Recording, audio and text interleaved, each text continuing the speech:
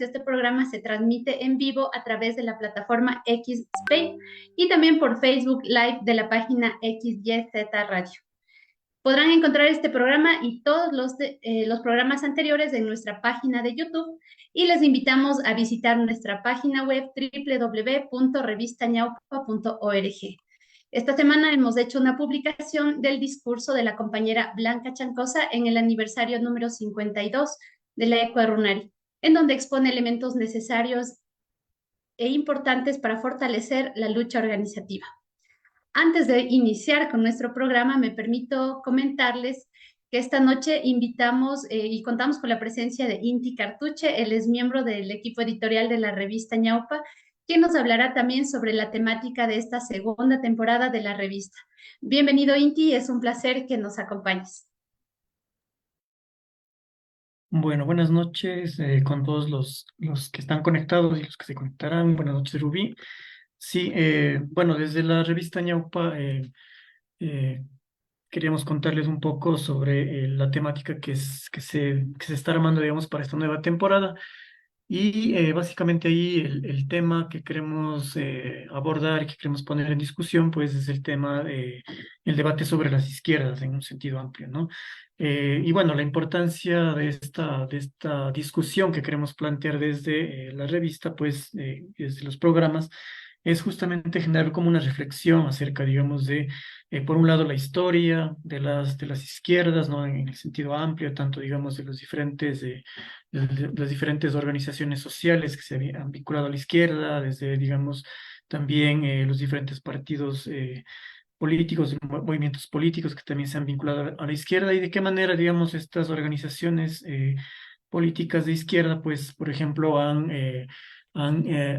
ido construyendo, digamos, una plataforma de lucha. Entonces, trata un poco de reflexionar a través, digamos, también de la historia, ¿no es cierto?, las diferentes experiencias que estas organizaciones de la izquierda han tenido, digamos, en el plano político, en el plano social de nuestro país, ¿no? Y la importancia también de mirar la historia de la izquierda, en este caso, ¿no? Es justamente volver un poco la mirada hacia lo que podríamos aprender también de nuestra propia experiencia, ¿no? A través de las luchas, a través, digamos, de las limitaciones que también ha tenido la izquierda en el campo, digamos, electoral, por ejemplo, o en el campo de la lucha social, e ir mirando, digamos, qué aprendizajes podemos ir sacando de esa experiencia de lucha, ¿no?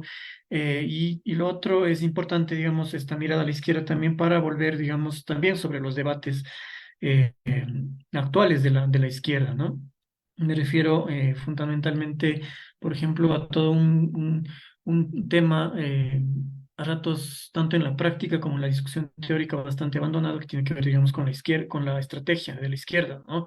Creo que, por ejemplo, en esta coyuntura que estamos, digamos, ya entrando a la cuestión electoral, es muy importante, o sea, de mucha importancia también reflexionar sobre el tipo de estrategia que las organizaciones de izquierda han promovido frente a la cuestión electoral, ¿no? Eh, por otro lado, también los debates que queremos un poco poner sobre la mesa también tienen que ver, por ejemplo, con las relaciones que la izquierda ha tenido, por ejemplo, con el movimiento indígena, ¿no? A través de, digamos, ya de más de 50 años de existencia de las organizaciones indígenas. ¿Qué papel ha jugado la izquierda ahí? Por un lado, en la creación, digamos, en el desarrollo mismo y el proceso político del movimiento indígena, pero también una cuestión un poco, me parece como importante reflexionar y que muy poco tampoco se habla, digamos, dentro de los debates dentro del campo popular y la izquierda, es también la influencia y la transformación que la presencia del movimiento indígena ha hecho en las propias izquierdas, ¿no?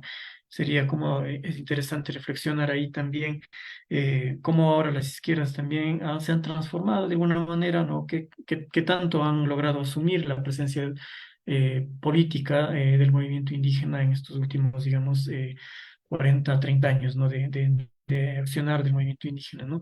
Entonces, con esas reflexiones que planteamos en esta nueva temporada de aquí, digamos, hasta fines de año más o menos, ¿no? Eh, Queremos como dar como un piso, si se quiere, ¿no? Un piso de reflexión, ¿no? De la experiencia, de las perspectivas actuales también que dentro de la izquierda del campo popular tenemos frente a la realidad, digamos, actual en la que vivimos, ¿no? Tanto en el sentido del proyecto de la izquierda, ¿no? Que tanto este proyecto está logrando captar la nueva realidad en la que vivimos, ¿no es cierto? Por poner un ejemplo, hace 30, 40 años, pues, por ejemplo, el mundo de la comunicación era otro. Ahora tenemos todo el impacto que genera las redes sociales, ¿no? En la política. Y por otro lado, también el contexto de la crisis del capital actual, ¿no? Desde el 2008, con toda la crisis que existió a nivel mundial, pues cómo esa crisis también está, digamos, atravesando las organizaciones de izquierda y digamos, las bases sociales sobre las que se asienta la izquierda y sobre las que, digamos, actúa. Entonces, esa es como la otra perspectiva. Y la última, pues, también mirar qué está pensando la izquierda actual, ¿no? De nuestro país y a nivel, digamos, no solo de nuestro país, a nivel mundial, ¿no? Regional e internacional, sobre la nueva coyuntura de ascenso de las derechas, de estas nuevas derechas cada vez más radicalizadas, cada vez más digamos, en dirección a un fascismo más abierto, ¿no? Entonces, sí nos parece interesante también hay una reflexión desde diferentes organizaciones y ámbitos de la izquierda sobre esta nueva coyuntura mundial, ¿no? Que se ve cada vez más fuerte. Y una vez, digamos, hecho esa reflexión, sí nos interesa pues ya plantear después la siguiente temporada, digamos que desde enero, pues ya entrar de lleno ya a la discusión y la reflexión, ¿no? Sobre ya el campo o la cuestión electoral que se avecina, como todos sabemos, ya el próximo año. Entonces, la idea, digamos, que estamos planteando desde la revista y desde los programas que vamos generando es dar, digamos, un piso histórico a la reflexión sobre la coyuntura electoral, ¿no? De qué manera, como digo, podemos como aprender y reflexionar de lo que ha pasado y la historia y el proceso organizativo político, ¿no? De las diferentes izquierdas y cómo eso, pues, podemos a través de eso reflexionar sobre ya la coyuntura más específica que se nos avecina y cómo nos ubicamos, digamos, en esa coyuntura electoral. Entonces, básicamente es eso. Eh, la idea que estamos planteando para esta siguiente temporada, ¿no? Hasta noviembre y de ahí, digamos, tendríamos ya la cuestión electoral. Eso sería como la invitación, ¿no? A que nos sigan viendo, escuchando, ¿no?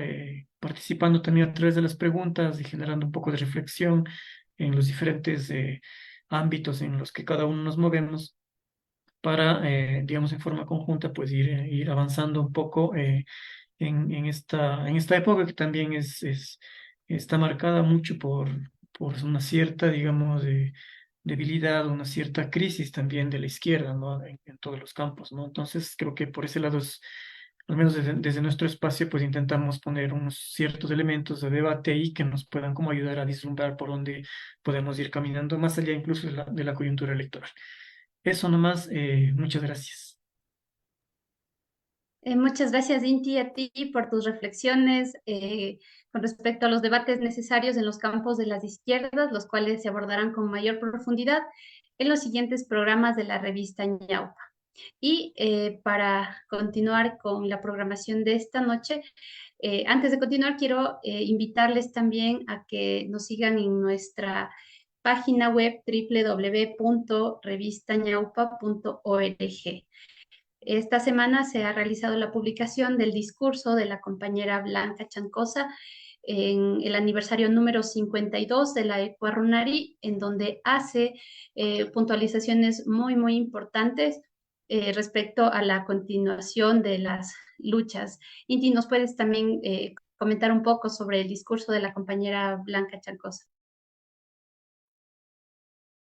Sí, digamos que una de las cuestiones que como este espacio, digamos, la revista y los programas intentamos hacer es mirar mucho la experiencia de lucha de nuestras propias organizaciones, ¿no? Porque creo que es como básico, y creo que lo hemos dicho varias veces en diferentes lugares, ¿no? Es muy importante como volver sobre lo que hemos caminado, y eso la compañera Blanca lo ha dicho muchas veces, ¿no? Para mirar qué límites, ¿no? Y qué alcances se ha tenido en el proceso de lucha, ¿no? Eh, mirar, por ejemplo, en este caso, ¿no? De los 52 años de la Ecuarunari, ¿no? Más de medio siglo. mirar todas los procesos de lucha que la Ecuador ha ido, digamos, promoviendo a través del tiempo, ¿no? Y cómo ha ido cambiando también el discurso, la práctica si quieren, el horizonte y la perspectiva, ¿no?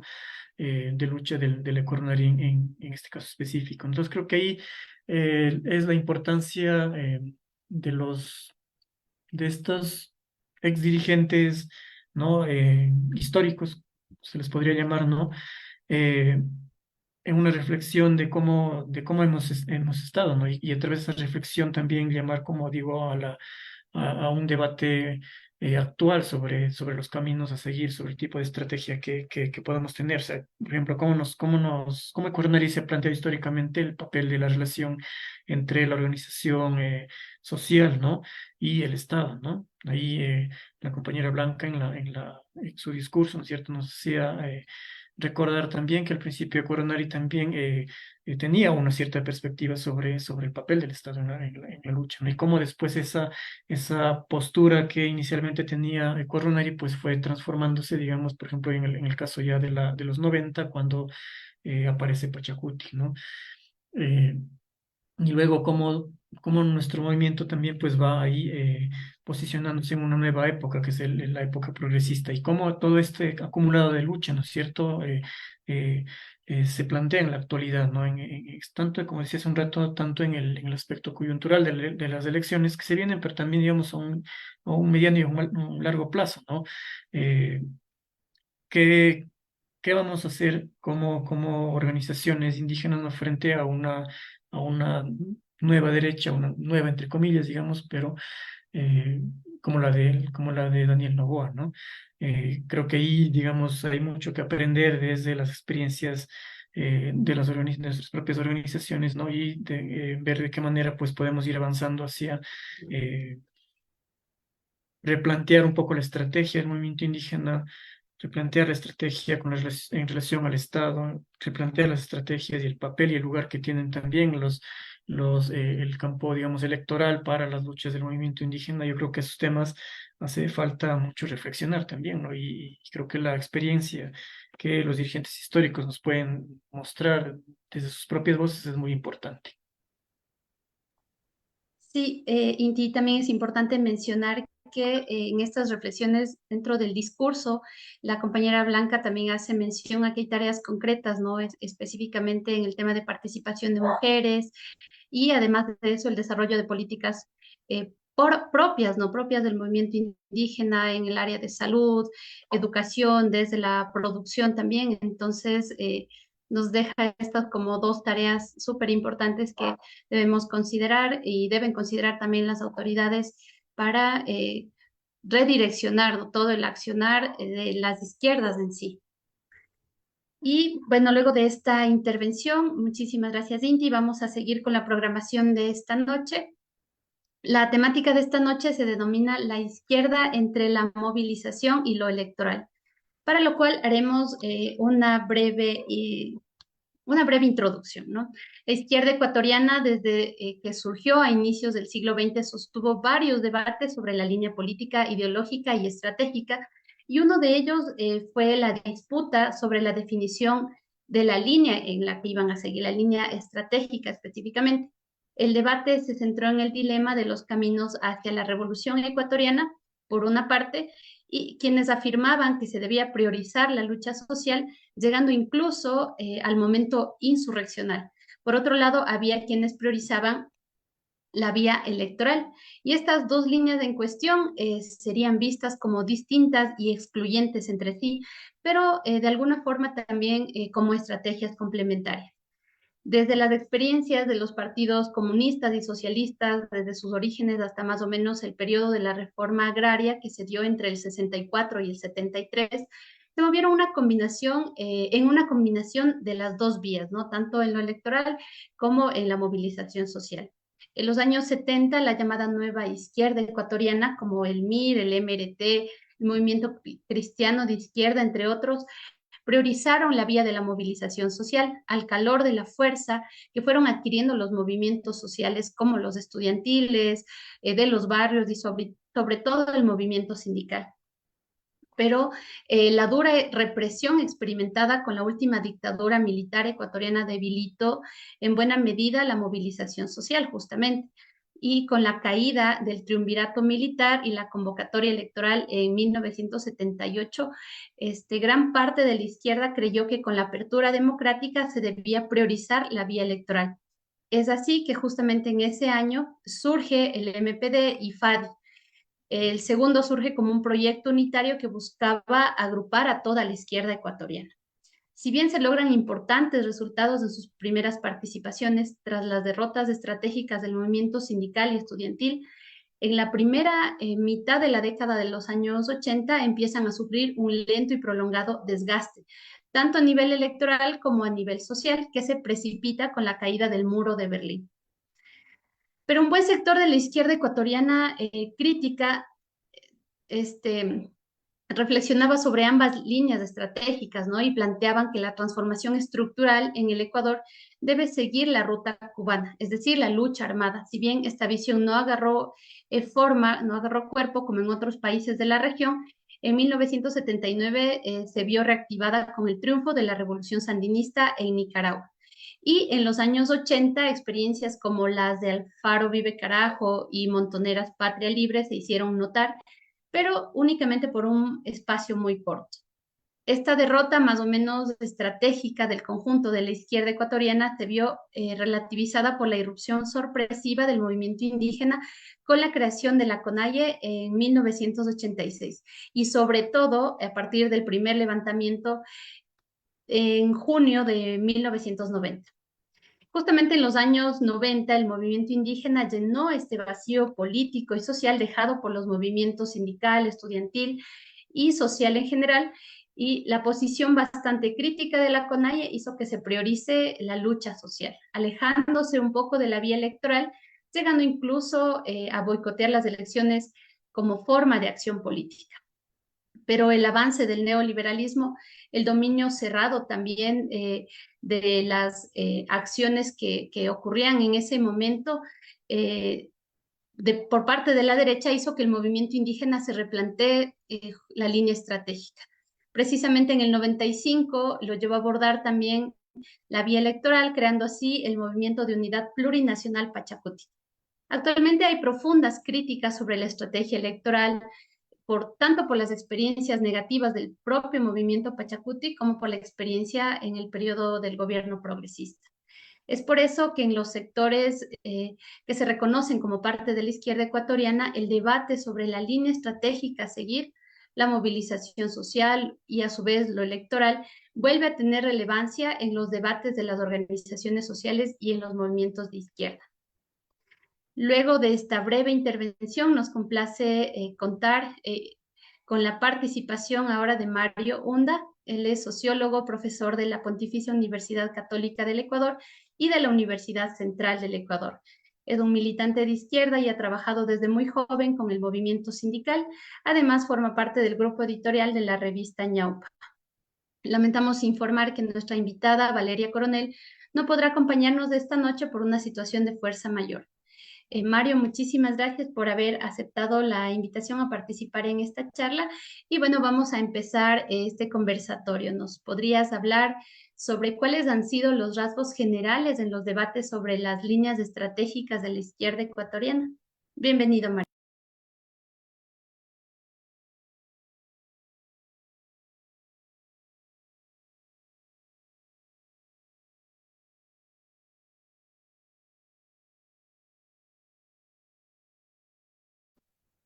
Un problemita con el micrófono, perdón. Este, muchas gracias, Rubí.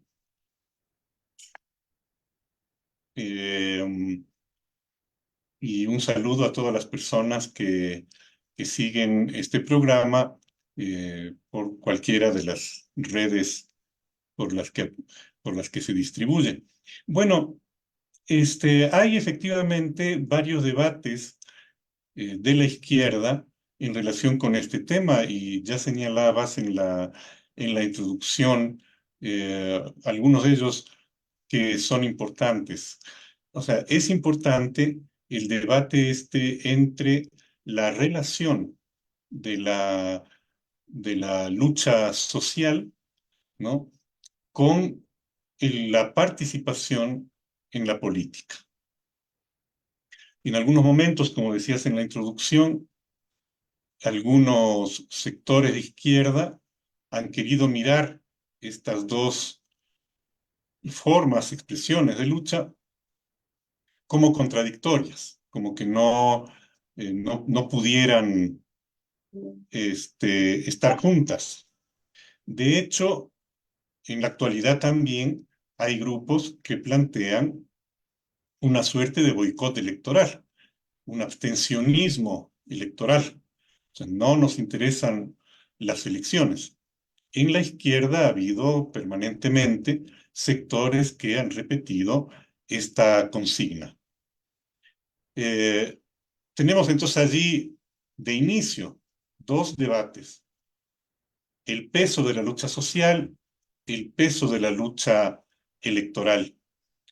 La relación entre lo social y lo político es uno de los temas centrales. Luego tenemos otro debate que está presente en las izquierdas y tiene que ver con el hecho de si la izquierda es capaz de relacionar su actuación con la construcción de una franja, un espacio propio, autónomo, independiente, que represente las luchas sociales, que exprese la unidad de los diversos sectores sociales que luchan contra cualquier forma de opresión, de explotación o de marginación, pero de manera independiente. Es decir, somos capaces de construir una alternativa política independiente y de actuar de modo independiente una vez que hayamos podido construir esa organización política independiente. Y eso tiene que ver con el tema de las alianzas, ¿no? Entonces, ¿qué alianzas son las que pueden ser centrales desde una perspectiva de izquierda? Esto a su vez ha llevado también a una discusión sobre el programa, ¿no? ¿Qué programa político, social y económico deben plantear las izquierdas en las condiciones específicas de cada uno de los momentos? No es lo mismo la situación que se vivía al retorno de la democracia, la situación que se vivía durante el, el, el reinado del neoliberalismo, la situación que se vivió bajo el correísmo, la situación que se vive ahora bajo este segundo, este segundo tiempo de del dominio neoliberal, ¿no? ¿Qué programa tenemos que llevar adelante, ¿no? ¿Qué cosas plantear? Y creo que también, junto con todo esto, hay otra discusión que a momentos se presenta fuerte y a maneras no tanto, que es la discusión de la relación, no solo entre lo social y lo político dicho en general, sino entre las organizaciones sociales y las expresiones políticas que pueden tener eh, los sectores populares y los movimientos sociales.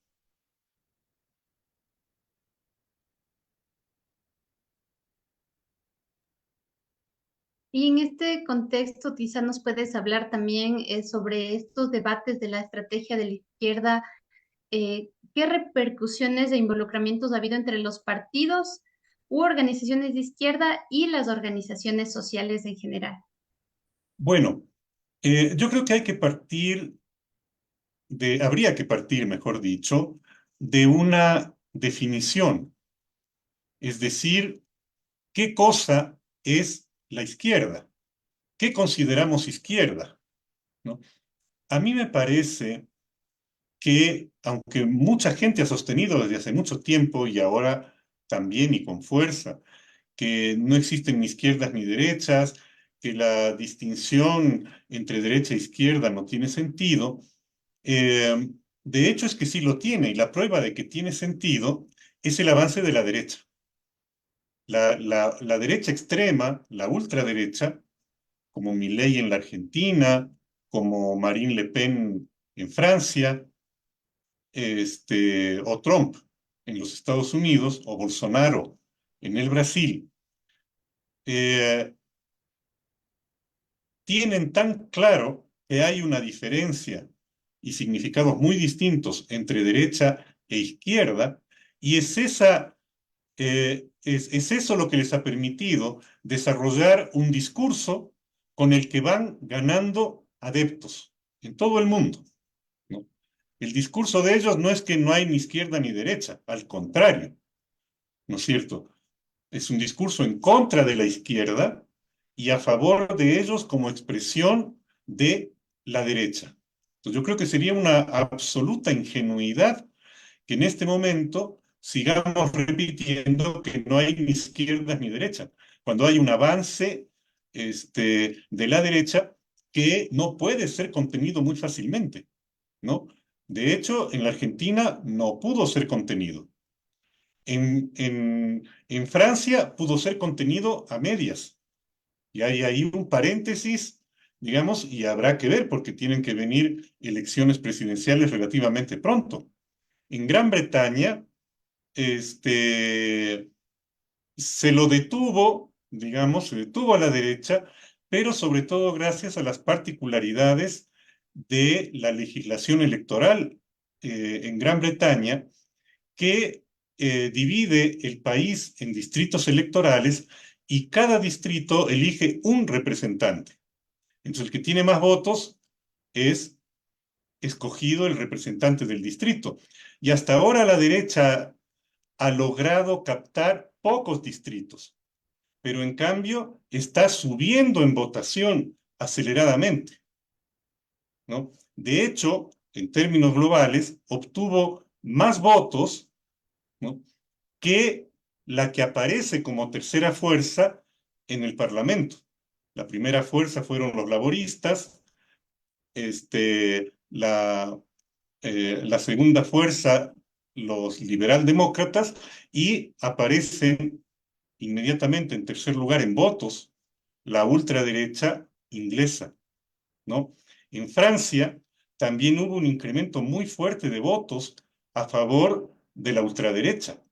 En la Argentina, Milei, la expresión de la ultraderecha, y además que se vanaglorian de ser de derecha, ellos no andan escondiendo y no es que andan tratando de escabullirse diciendo que no hay derechas ni izquierdas, al contrario, ¿no es cierto? Para ellos es claro que hay una confrontación entre izquierdas y derechas, ¿no es cierto? Y como lo tienen claro, digamos, dan sus golpes, yo digo, con mayor convicción que lo que hacen las izquierdas, que todavía juega en el cuento de si hay o no hay izquierdas y derechas, ¿no es cierto? Entonces, a mí me parece que ese es un tema para tener en claro. La división entre derechas e izquierdas es real, ¿no? La lucha entre izquierdas y derechas es real, está en marcha. Y como la izquierda no lo tiene claro y la derecha sí, es la derecha la que está ganando ahorita posiciones en esa batalla. Y mientras más nos demoremos en tener claro el panorama, más difícil se nos va a volver enfrentar a la derecha. Luego, con este punto de entrada, ¿qué podemos entender como izquierda? A mí me parece que la izquierda es el desenvolvimiento, el despliegue de la lucha social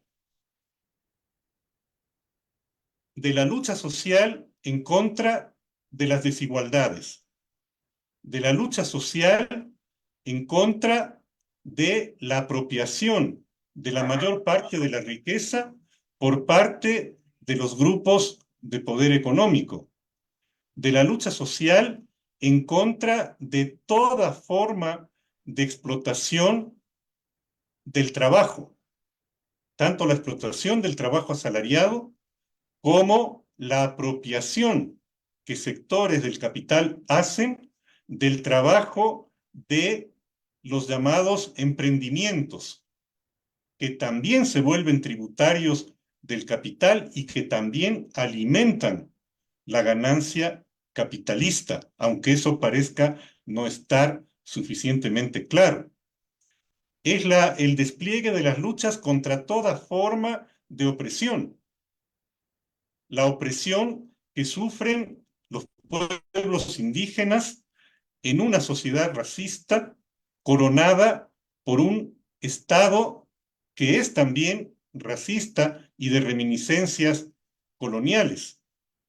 La opresión de las mujeres, la opresión de la juventud, la opresión de los pueblos afros, la opresión de los discapacitados, ¿no es cierto?, de los más vulnerables. Esta sociedad que es capitalista es una sociedad que multiplica la opresión, que multiplica la explotación, que multiplica la exclusión, que multiplica la marginación. La izquierda debe entenderse como el despliegue de las luchas en contra de esas situaciones, ¿no? Y por lo tanto, la lucha por una sociedad en que no existan esas opresiones, esas marginaciones, esa explotación. Eso es la izquierda. Ahora bien, la relación entre los movimientos y la lucha social, por un lado, con las organizaciones políticas de izquierda, por otro lado.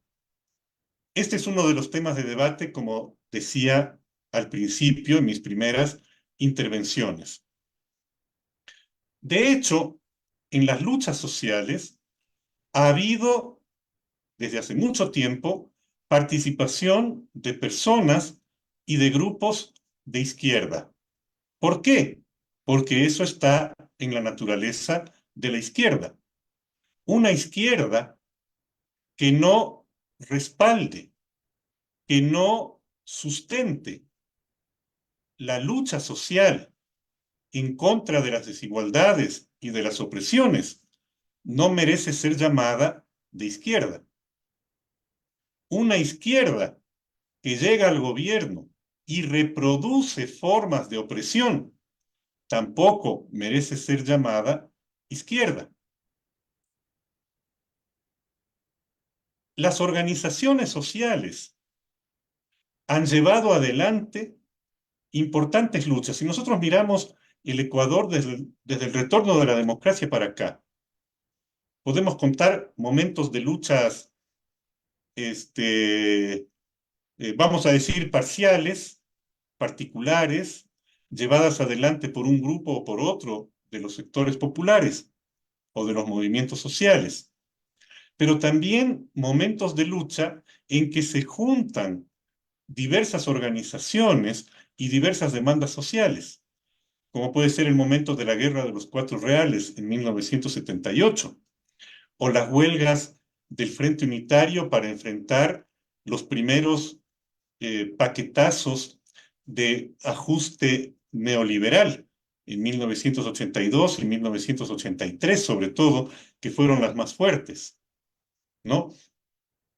La confluencia que se da alrededor del movimiento indígena a partir de la década de 1990, ¿no? Por ejemplo, en el levantamiento de 2001, ¿no es cierto?, la enorme solidaridad, la movilización de solidaridad de trabajadores urbanos, de sectores populares urbanos, de comerciantes de los mercados de las ciudades, de moradores tanto de barrios populares como de barrios de sectores medios, que acopiaban alimentos, ropas, vituallas, para llevar a los indígenas que estaban en la Universidad Salesiana. Hubo allí un enorme movimiento de solidaridad, ¿no? El acompañamiento solidario que hubo a las marchas por el agua y la vida, en contra de la ley de aguas de Correa, ¿no? Y las últimas grandes movilizaciones, las de octubre del 19 y las de junio del 22.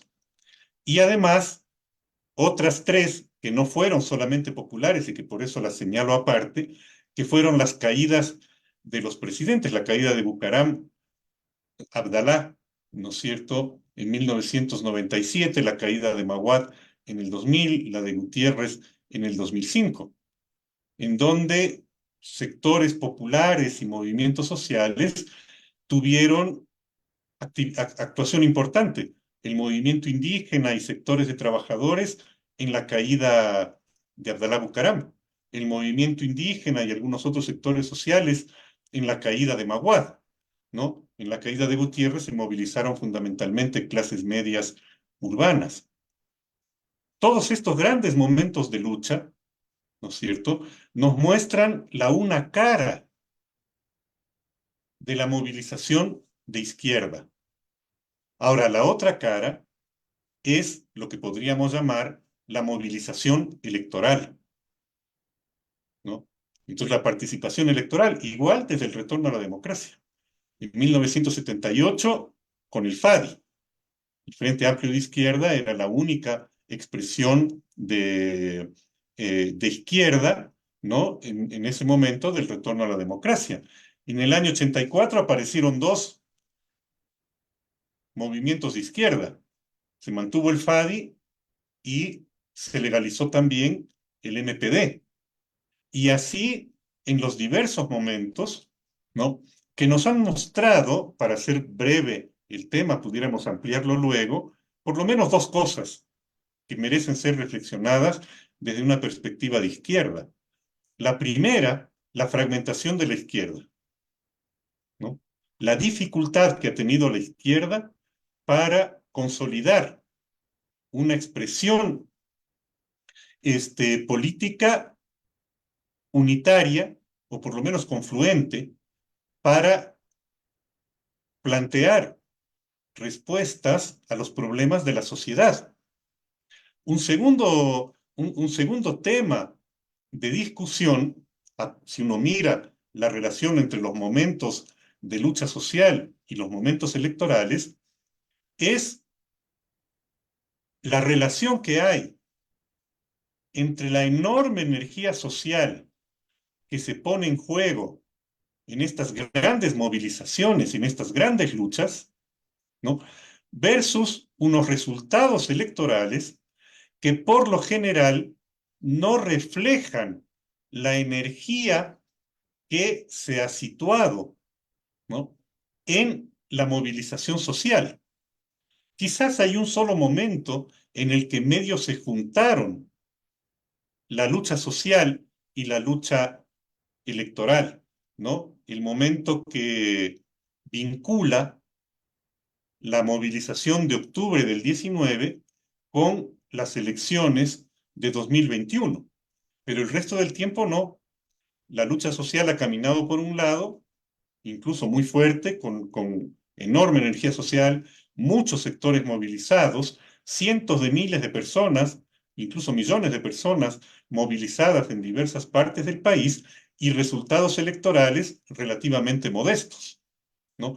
Y un tercer tema que nos lleva a la discusión es justamente eso de si la izquierda puede o no puede representar una opción política que sea independiente, ¿no?, que no esté atrás de algunos de los sectores políticos que representan a las clases dominantes, o que no se ponga atrás de algunos de estos sectores políticos que, diciendo defender al pueblo, en realidad han llevado adelante programas de modernización del capitalismo, limitando apenas las opresiones, ¿no es cierto?, sin solucionarlas, pero creando a su lado otras formas de opresión. Y estoy pensando en el gobierno de Correa cuando digo esto último. Mario, muchas gracias por estas reflexiones. Tenemos un segundo bloque de preguntas. Y antes de continuar, quisiera comentar que este programa está siendo retransmitido por la XYZ Radio, a quienes les agradecemos su colaboración y por supuesto les invitamos también a que los sigan en las redes sociales, en Facebook principalmente, y además está siendo retransmitido por X Space de la revista Ñau. No se olviden que cuando finalice el programa se compartirá por la plataforma de YouTube y les invitamos a unirse a nuestro canal de Telegram también, @revista Ñaupa. Bueno, Mario, vamos a continuar. Has hecho una importante reflexión desde el contexto histórico, muy importante. Y ahora, en estos minutos que nos quedan, quisiéramos abordar ya desde las características de la actual situación política y social y sobre todo electoral también, o de lo que podemos reconocer como izquierda ecuatoriana. ¿Cuál es el contexto? ¿Cuál es la situación actual, justamente? Bueno, la situación actual se presenta, yo diría, bastante complicada, ¿no? Se presenta complicada porque, sobre todo, la izquierda no logró reforzar y dar continuidad al momento de este pequeño periodo que fue de octubre de, de 2019 a las elecciones de 2021, ¿no? Ya la movilización de junio de 2022 fue más débil en el sentido de que menos organizaciones y menos grupos sociales acudieron al movimiento comenzado por el movimiento indígena, ¿no? Hubo menos participación, si bien hubo bastante solidaridad, algo que creo que hay que rescatar y que es importante porque es un lazo, los lazos de solidaridad son fundamentales cuando se trata de construir una propuesta distinta de sociedad, ¿no es cierto? Pero aún si tomamos junio del 22, que ya se debilitó respecto al 19, ¿no?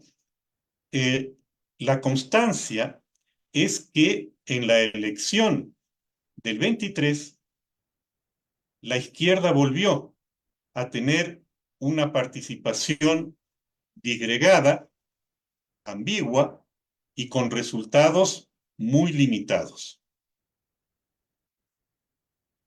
Alguna gente, amigos y compañeros incluso, han sostenido que el, eh, el débil resultado de 2023 tuvo que ver con que el candidato fue una persona y no otra, ¿no?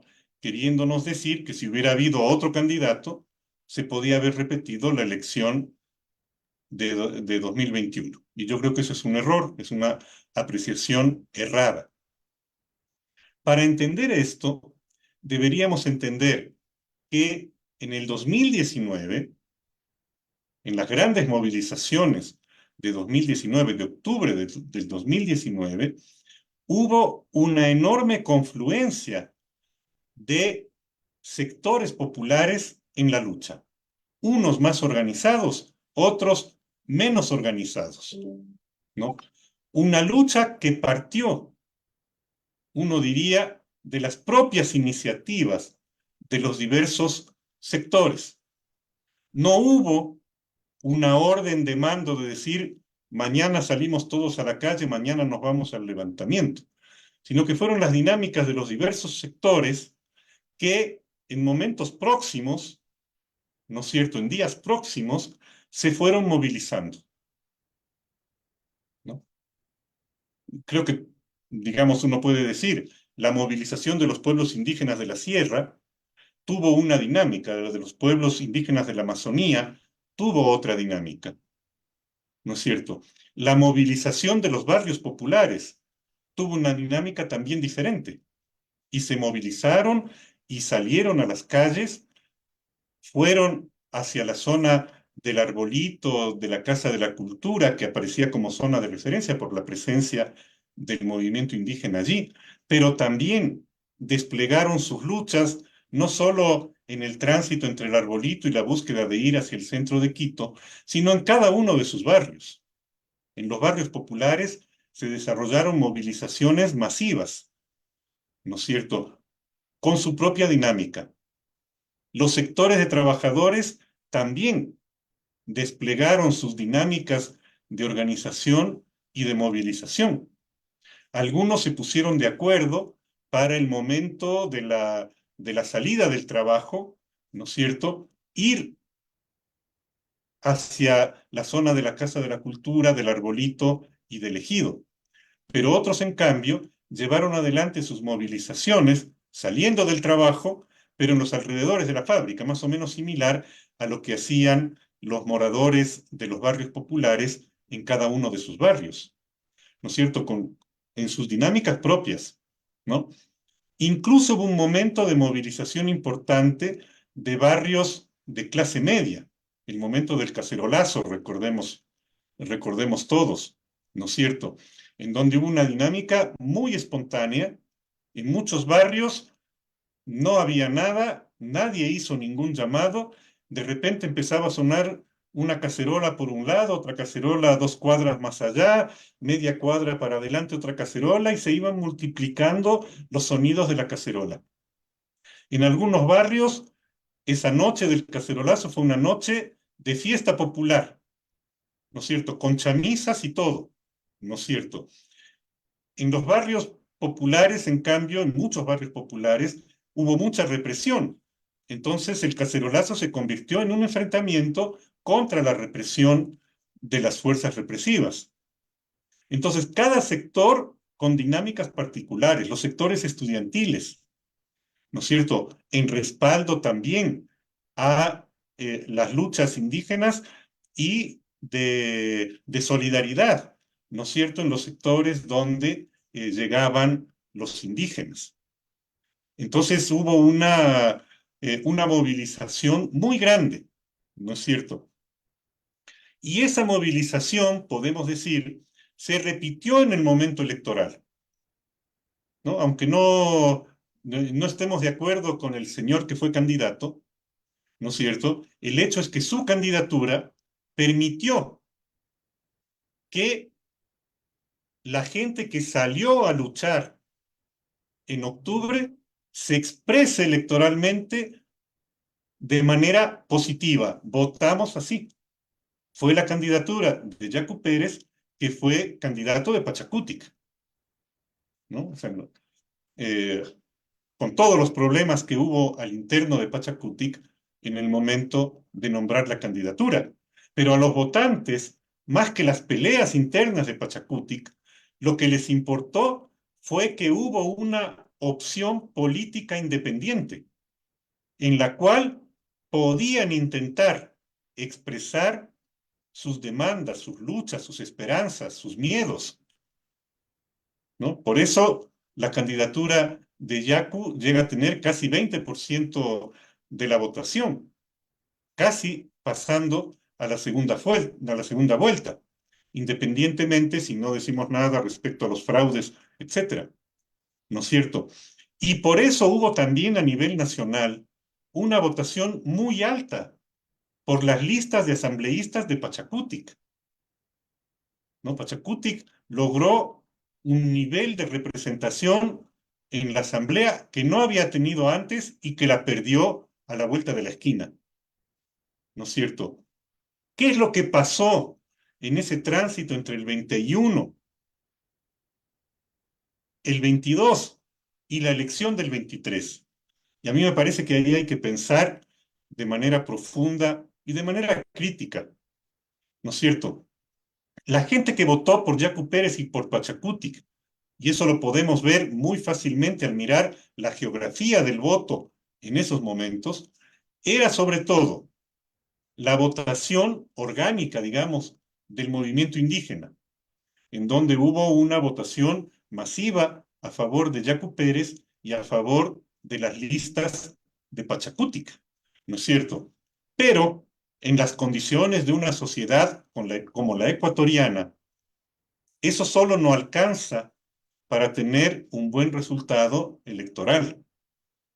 Las candidaturas de Pachacutic recogieron una enorme cantidad de votos de provincias, sobre todo de la sierra ecuatoriana, y de ciudades intermedias y pequeñas de la sierra, es decir, una votación campesina, no indígena, una votación mestiza, una población popular urbana en general, y una votación muy significativa, ¿no? En las ciudades más grandes, en las zonas populares.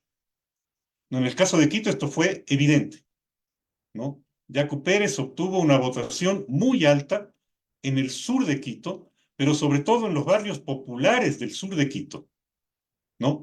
En algunas zonas del norte, ¿no es cierto? Y en algunas parroquias, como Yoa, por ejemplo. Y eso nos muestra que hubo una movilización de sectores populares y de sectores de trabajadores para votar por Yacu Pérez y por Pachacútica. La gente que votó así, votó por Yacu y votó por Pachacútic porque no quería votar ni por el correísmo, la candidatura de Arauz, ¿no es cierto?, ni por la derecha, la candidatura de Lazo, pero tampoco por la candidatura de una reencauchada izquierda democrática que fue la candidatura de Hervas. Entonces era una votación que socialmente uno la puede identificar de manera muy clara al mirar, como digo, la geografía del voto. Y las expectativas de esa gente también estaban claras. Si hubieran querido votar por el correísmo, votaban por UNES. Si hubieran querido votar por la derecha, votaban por Lazo. Si hubieran querido votar por una expresión que en el pasado significó alguna promesa de reforma, como la izquierda democrática, hubieran votado por Hervas. Pero no votaron por ninguna de esas tres candidaturas, votaron por la candidatura de Pachacútica. ¿Qué estaban buscando? ¿Qué buscaba la gente? Una expresión política que exprese la lucha social que se había dado, que exprese el encuentro en la lucha que se dio en el 2019 y que exprese la búsqueda de una alternativa al entrampamiento político en que nos tiene el correísmo y la derecha, cada cual por su lado. Al correísmo y a la derecha les interesa que la gente no vea ninguna opción aparte de ellos mismos.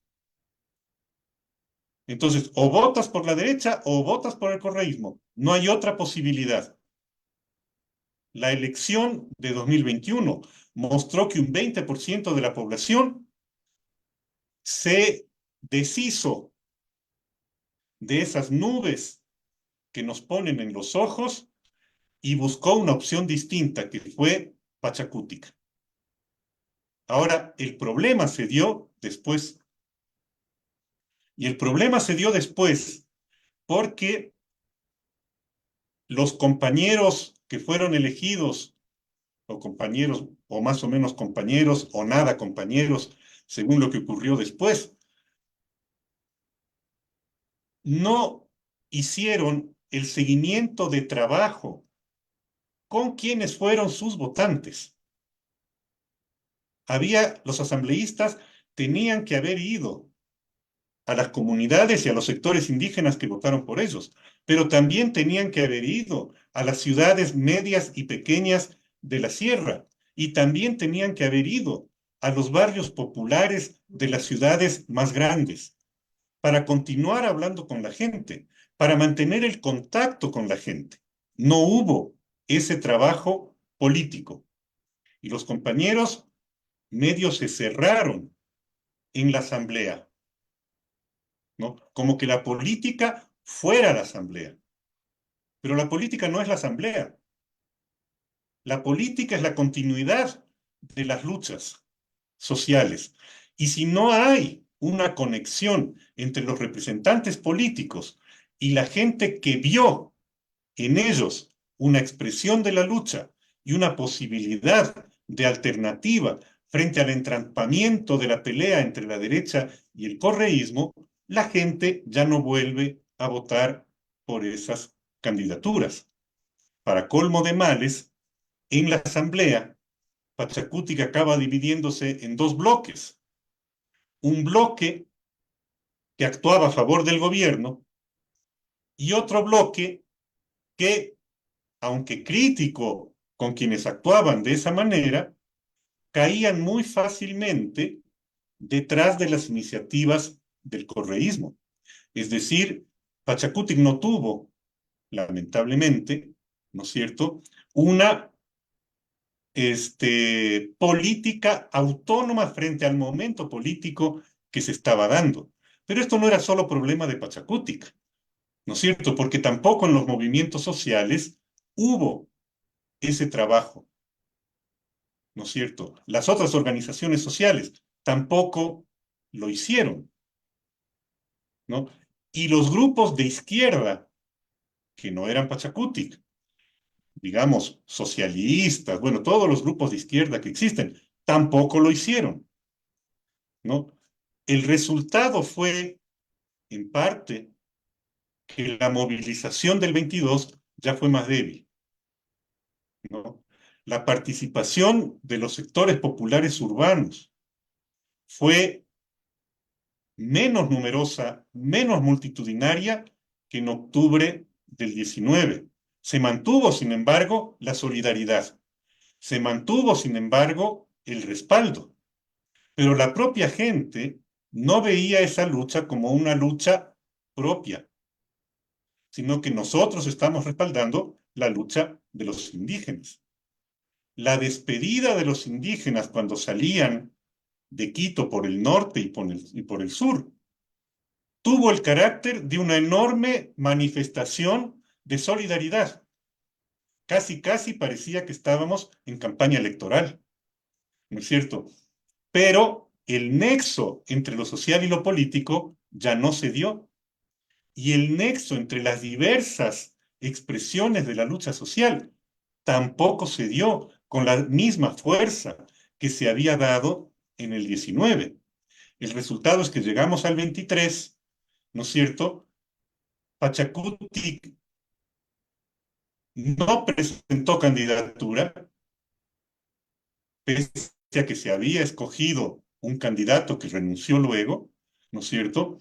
Algunos sectores de Pachacutic respaldaron, como se ve en la geografía electoral, la candidatura de Yacu Pérez, que ya no estaba dentro de Pachacutic, ¿no? Los sectores populares urbanos ya no respaldaron ni a Yacu ni a Pachacutic.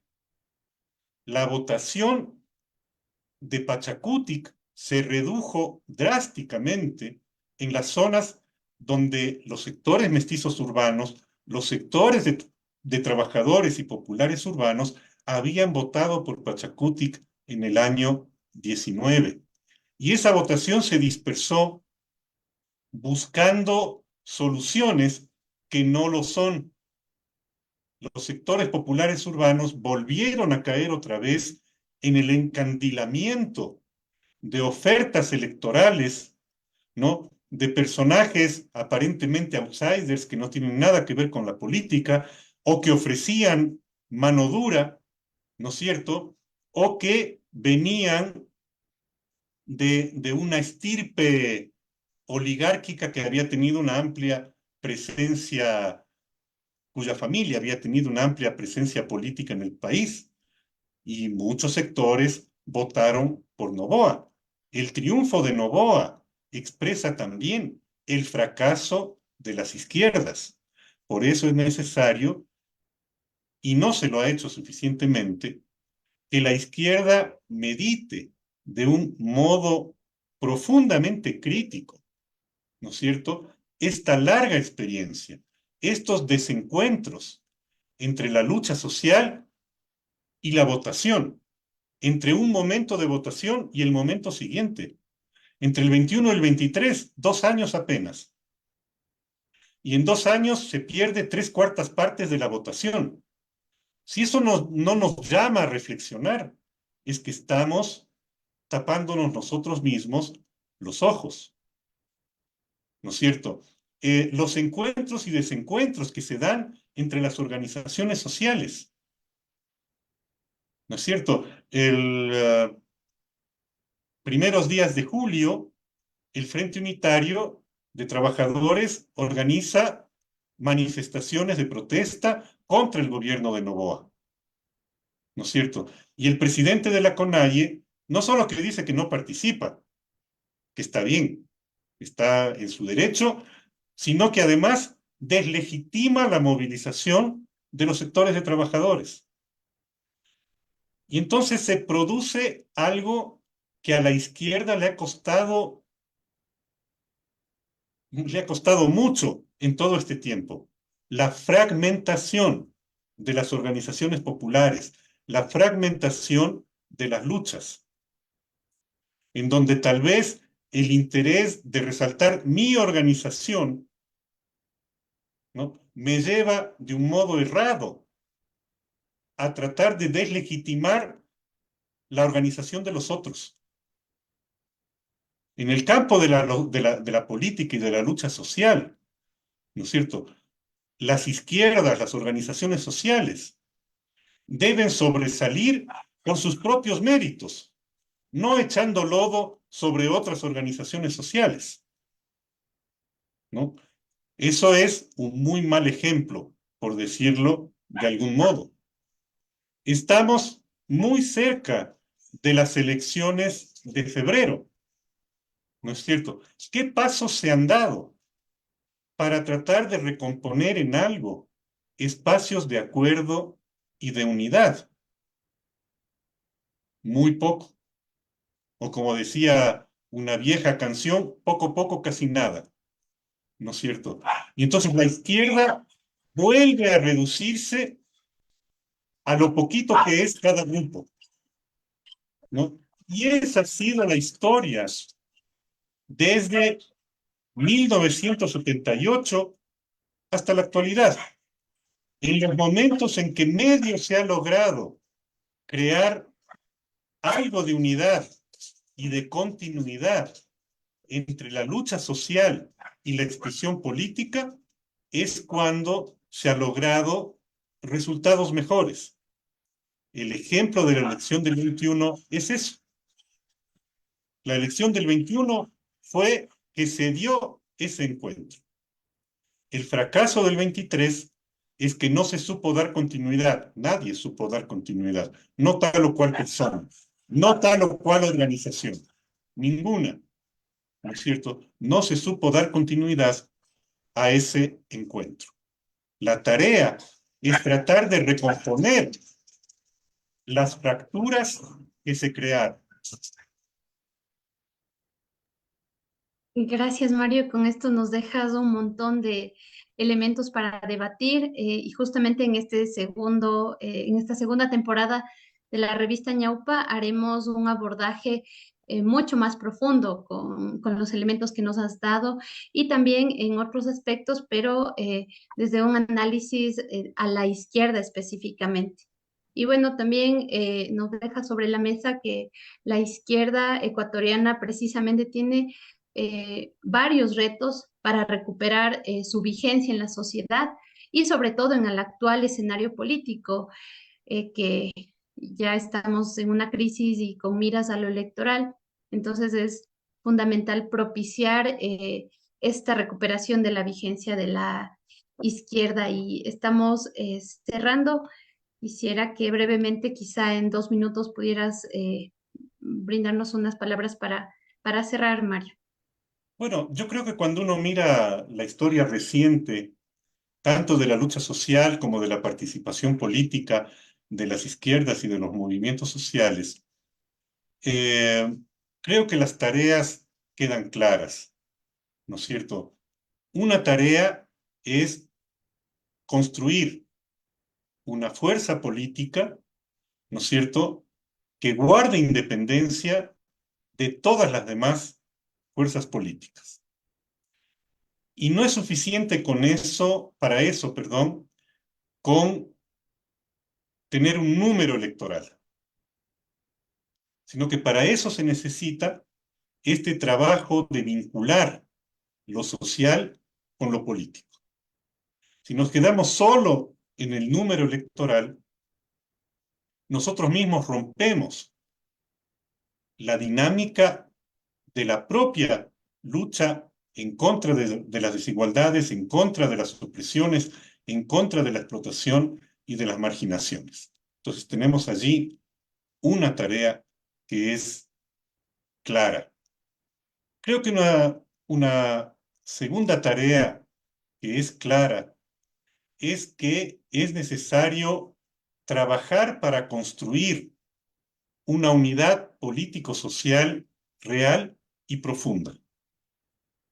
No es suficiente construir una alianza electoral. Eso no alcanza. El ejemplo de lo que se llamó el Acuerdo Nacional por el Cambio, donde se unieron Pachacuti con el Partido Socialista, y con la izquierda democrática, nos muestra la debilidad de ver, digamos, de algo que terminó siendo exclusivamente tratar de atraer votos, ¿no es cierto? Porque eso deja por fuera a las organizaciones sociales. Y cuando las organizaciones sociales quedan fuera, cualquier perspectiva de izquierda se debilita. Entonces, la unidad, pero no una unidad exclusivamente político-electoral, sino una unidad político-social, porque lo que da sustento a la posibilidad de tener una buena votación, ¿no?, es la lucha social y la unidad de los sectores populares, ¿no es cierto?, que puedan ver, como lo vieron en 2021 a Pachacutic, una posibilidad, ¿no es cierto?, de tener una expresión política propia. Y creo que el otro tema, no lo hemos mencionado, pero ocurre siempre, ¿no es cierto?, una enseñanza que deberíamos sacar y que ojalá algún rato se haga carne, es que cualquier cosa puede resultar inoficiosa si al final nos terminamos peleando por las candidaturas. Y ahora, en vísperas de escoger candidatos, yo creo que eso también hay que tenerlo en cuenta. Muchas gracias, Mario, y a las personas que están viendo nuestro programa y algunas preguntas que no alcanzamos a responder por el tema de los tiempos, pero estaremos haciendo en los siguientes programas también hincapié sobre las preguntas que quedan pendientes y sobre todo los debates que se van a retomar serán justamente alrededor de la izquierda. Agradecemos a Mario porque todos los elementos que nos has compartido nos dejan, eh, son muy esclarecedores y nos dejan varios temas por debatir también en este contexto agradecemos a todos y todas quienes nos han acompañado durante el conversatorio. Les recordamos que este programa fue transmitido por X y por el Facebook de XYZ Radio. Les solicitamos también que visiten nuestra página web. Vamos a cerrar el programa y les invitamos la próxima semana a continuar siguiendo los programas de la revista Ñaupa. Que tengan una muy buena noche. Muchas gracias, Rubí, y un saludo cordial a todas las personas que siguieron en vivo este programa o que pueden verlo en las redes posteriormente, ¿no? Un abrazo grande para todos.